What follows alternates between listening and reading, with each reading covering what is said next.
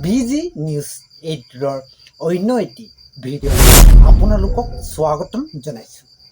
আজি 27 মে 2024। বৰ্তমান সময়ত অসমৰ ছ'চিয়েল মিডিয়া আৰু গাঁও ভূঞে সকলোতে তিনিটা ডাঙৰ খবৰক লৈ ব্যাপক চৰ্চা চলি আছে। আপোনালোকেও নিশ্চয় কোনোবা নহয় কোনোবা ঠাইত এই খবৰকেইটা শুনিবলৈ পাইছে। প্ৰথম খবৰ, অহা জুন মাহৰ পৰা অৰুণোদয় আঁচনি টকা ৩,০০০ হ'ব নেকি? দ্বিতীয় খবৰ, বৃদ্ধ পেঞ্চন ১,০০০ টকাৰ পৰা ৩,০০০ টকালৈ বৃদ্ধি পাব নেকি?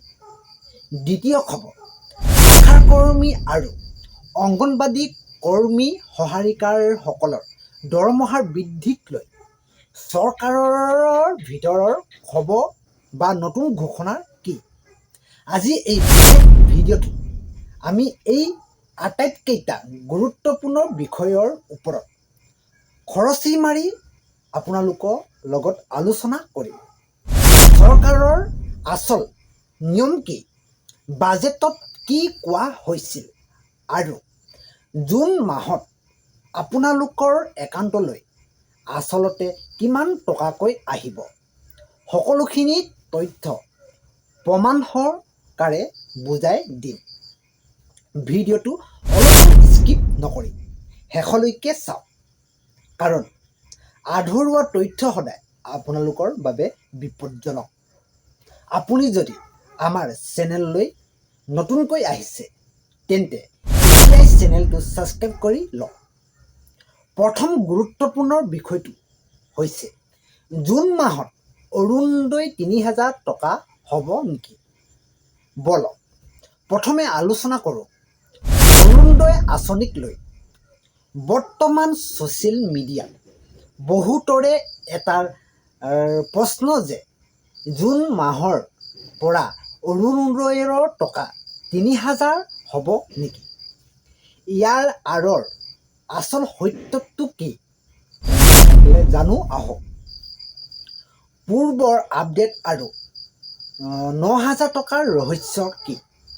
আপোনালোকে নিশ্চয় মনত পেলাব পাৰিছে, চলিত বৰ্ষৰ ২০২৬ চনৰ মাৰ্চ মাহত আছাম গণ চৰকাৰে হিতাধিকাৰী মহিলাসকলৰ একাউণ্টত একেলগে ৯,০০০ টকাকৈ ছিংগুল ডে DBT ট্ৰান্সফাৰ কৰিছিল। সেয়া আছিল এটা ডাঙৰ এককালীন সাহায্য। বৰ্তমান নিয়মীয়া ধন অৰুণোদয় 3.0 নিয়ম অনুসৰি ২০২৬ চনৰ জানুৱাৰী মাহৰ পৰা হিতাধিকাৰীসকলে মাহে ১,৫০০ মানে ১,৫০০ টকাকৈ লাভ কৰি আহিছে। ইয়াত ১,২০০ টকা মূল সাহায্য আৰু ২৫০ টকাৰ LPG-ৰ বাবে যোগ কৰা হৈছে। আপোনালোকে নিশ্চয় কথাটো বুজি পাইছে মই কি কৈছোঁ। ৩,০০০ টকা হ'ব নেকি? মুখ্যমন্ত্ৰী ডক্টৰ হিমন্ত বিশ্ব শৰ্মাই বিভিন্ন সভাত উল্লেখ কৰিছে যে চৰকাৰৰ লক্ষ্য হৈছে এই ধন ভৱিষ্যতে লাহে লাহে বৃদ্ধি কৰি ৩,০০০ টকালৈ লৈ যোৱা। কিন্তু অহা জুন মাহৰ পৰাই যে ই ৩,০০০ টকা হৈ যাব তাৰ কোনো চৰকাৰী জাননী অফিচিয়েল নটিফিকেশ্যন এতিয়ালৈকে অহা নাই। চৰকাৰে নতুন হিতাধিকাৰী যোগ কৰিবলৈ অৰুণোদয় 4.0 অনাৰ প্ৰস্তুতি চলাইছে, য'ত আৰু প্ৰায় ১৫ লাখ নতুন মহিলাক অন্তৰ্ভুক্ত কৰা হ'ব। গতিকে আপোনালোকে ভুৱা ইউটিউবত যেনে থাৰ্মেল দেখি বিভ্ৰান্ত নহ'ব। জুন মাহত আপোনালোকে নিয়মীয়াৰ ১,৫০০ যেনে ১,৫০০ টকা ১,৫০০ টকাহে লাভ কৰাৰ সম্ভাৱনা আছে, যেতিয়ালৈকে কেবিনেটে ইয়াক ৩,০০০ কৰাৰ আনুষ্ঠানিক অনুমোদন নিদিয়ে। দ্বিতীয় গুৰুত্বপূৰ্ণ বিষয়, বৃদ্ধ পেঞ্চন ১,০০০ পৰা ৩,০০০ হ'ব নেকি? আহক এতিয়া দ্বিতীয়টো আটাইতকৈ চৰ্চিত বিষয়লৈ যাওঁ। বৃদ্ধ পেঞ্চন 1000 টকাৰ পৰা 3000 টকা হ'ব নেকি? অসম চৰকাৰৰ বৰ্তমানৰ আঁচনি, অসম চৰকাৰৰ এইটো শ্বহীদ কুশল কোঁৱৰ সাৰ্বজনীন বৃদ্ধা পেঞ্চন আঁচনিৰ অধীনত 60 বছৰৰ ঊৰ্ধ্বৰ জ্যেষ্ঠ নাগৰিকসকলক মাহে 250 টকাকৈ বৃদ্ধ পেঞ্চন প্ৰদান কৰা হয়। আনহাতে 80 বছৰৰ ওপৰত জ্যেষ্ঠ নাগৰিকসকলে 500 টকাকৈ লাভ কৰে। 3000 টকা বিভ্ৰান্তিত কিয় হৈছে? বহুতে ছ'চিয়েল মিডিয়াত কেন্দ্ৰীয় চৰকাৰৰ একাংশৰ শ্ৰমিক পেঞ্চন আঁচনি, যেনে উদাহৰণস্বৰূপে আপোনালোকক মই বুজাই দিছোঁ, অটল পেঞ্চন যোজনা বা ই শ্ৰম ছ'চিয়েল ছিকিউৰিটি ছিষ্টেমছৰ সৈতে ইয়াক মিলাই পেলাইছে। সেইবাবে আঁচনিত 60 বছৰ পাছত 3000 টকাৰ পেঞ্চন পোৱাৰ ব্যৱস্থা আছে। মই ভিডিঅ'টোত যাতে আপোনালোকক বেছি স্পীড কৈছোঁ চাগে, সেইকাৰণে অকণমান শ্ল'কৈ কৈছোঁ, তেতিয়া আপোনালোকে বুজি পাব।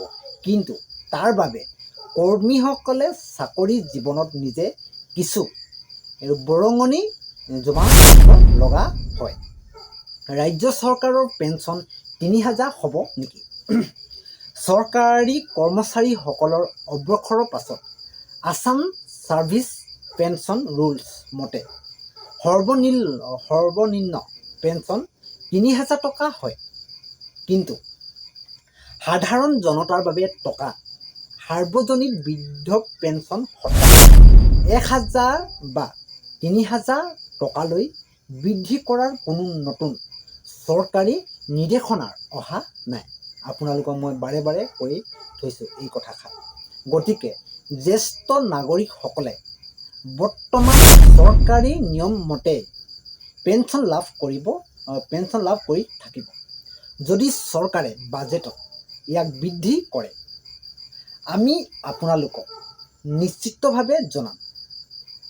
তৃতীয় গুৰুত্বপূৰ্ণ বিষয়, আশা আৰু অংগনবাড়ী কৰ্মীৰ দৰমহাৰ বৃদ্ধিৰ ভিতৰৰ খবৰলৈ এতিয়া আমি যাওঁ।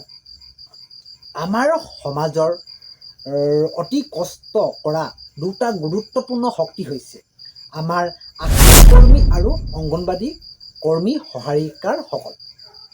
তেওঁলোকৰ মাননি বা দৰমহা বৃদ্ধিক লৈ চৰকাৰৰ কি চলিছে, ইয়াৰ আচল ভিতৰৰ খবৰটো কি জানক।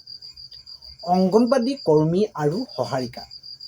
অসম কেবিনেটৰ সিদ্ধান্ত মৰ্মে অংগনবাড়ী কৰ্মীসকলৰ ৰাজ্যিক উদগনি মূল্য 1500 টকা বৃদ্ধি কৰা হৈছিল, যাৰ ফলত তেওঁলোকৰ সৰ্বমুঠ মাননি 8000 টকালৈ বৃদ্ধি পাইছে। আনহাতে সহায়িকাসকলৰ বাবে 750 টকা বৃদ্ধি কৰি সৰ্বমুঠ 4000 টকা কৰা হৈছে। আশাৰ কৰ্মীসকলৰ বাবেও কেবিনেটত মাননি 3000 টকাৰ পৰা 4000 টকালৈ বৃদ্ধি অনুমোদন জনাইছিল। ইয়াৰ উপৰিও চৰকাৰে তেওঁলোকৰ বাবে আশা এক্সপ্ৰেছ হিচাপে স্কুটি প্ৰদানৰ দৰে ডাঙৰ ঘোষণাও কাৰ্যকৰী কৰিছে। ভিতৰৰ খবৰ, বৰ্তমান সময়ত দেশজুৰি আৰু অসমতো বিভিন্ন সন্থাই অংগনবাড়ী আৰু আশাৰ কৰ্মীসকলৰ মাননি আৰু অধিক বৃদ্ধি কৰিবলৈ, যেনে কিছুমান ঠাইত 15000 বা 18000 টকা ন্যূনতম মজুৰি কৰিবলৈ দাবী উত্থাপন কৰি আন্দোলন বা স্মাৰকপত্ৰ প্ৰদান কৰি আহিছে। চৰকাৰে এই দাবীসমূহ বিবেচনা কৰিব বুলি আশ্বাস দিছে। কিন্তু বৰ্তমানলৈ চৰকাৰীভাৱে নিৰ্ধাৰিত থকা 8000 আৰু 4000 টকাৰ গাঁথনিহে চলি আছে। ছাৰ বাইদেউসকল বা বন্ধু বান্ধৱীসকল, আজি এই দীঘলীয়া আলোচনাত আপোনালোকে নিশ্চয় বুজি পালে যে ছ'চিয়েল মিডিয়াত চলি থকা খবৰবোৰ আৰু বাস্তৱৰ মাজত কিমান পাৰ্থক্য আছে। চৰকাৰে আমাৰ আই মাতৃ আৰু জ্যেষ্ঠ নাগৰিকসকলৰ বাবে বহুত ভাল কাম কৰিছে। ধনৰ পৰিমাণ বৃদ্ধি কৰিছে, কিন্তু চৰকাৰী নিয়ম নিৰ্দিষ্ট প্ৰক্ৰিয়াৰেহে আগবাঢ়ে। জুন মাহত কোনো আচৰিত ধৰণৰ কৰা নহয়। নিয়মীয়া যি চৰকাৰী ধন সেয়াহে আপোনালোকৰ একাউণ্টলৈ আহিব পাৰে। গতিকে মোৰ অনুৰোধ, কোনো উৰা বাতৰি আপোনালোকে একেবাৰে বিশ্বাস নকৰিব আৰু বেংক একাউণ্টৰ KYC বা আধাৰ লিংক, ইংলিছত যিটো কয় আধাৰ চিডিং, সহায় সক্ৰিয় কৰি ৰাখিব, যাতে চৰকাৰী পইচা সঠিক সময়ত আপোনাৰ একাউণ্টত সোমাই পৰে। আজি এই তথ্যসমূহ আলোচনাটো আপোনাৰ কেনেকুৱা লাগিল? আপোনাৰ কিবা প্ৰশ্ন থাকিলে তলত কমেণ্ট কৰি জনাওক। ভিডিঅ'টো ভাল লাগিলে এটা লাইক কৰি আমাৰ এই চেনেলটো ছাবস্ক্ৰাইব কৰি দিয়ক আৰু আপোনাৰ চিনাকি বন্ধু বান্ধৱীৰ সৈতে এই ভিডিঅ'টো শ্বেয়াৰ কৰিবলৈ আপুনি একেবাৰে নাপাহৰিব। পুনৰ এটা নতুন খবৰেৰে। ধন্যবাদ। জয় আই অসম।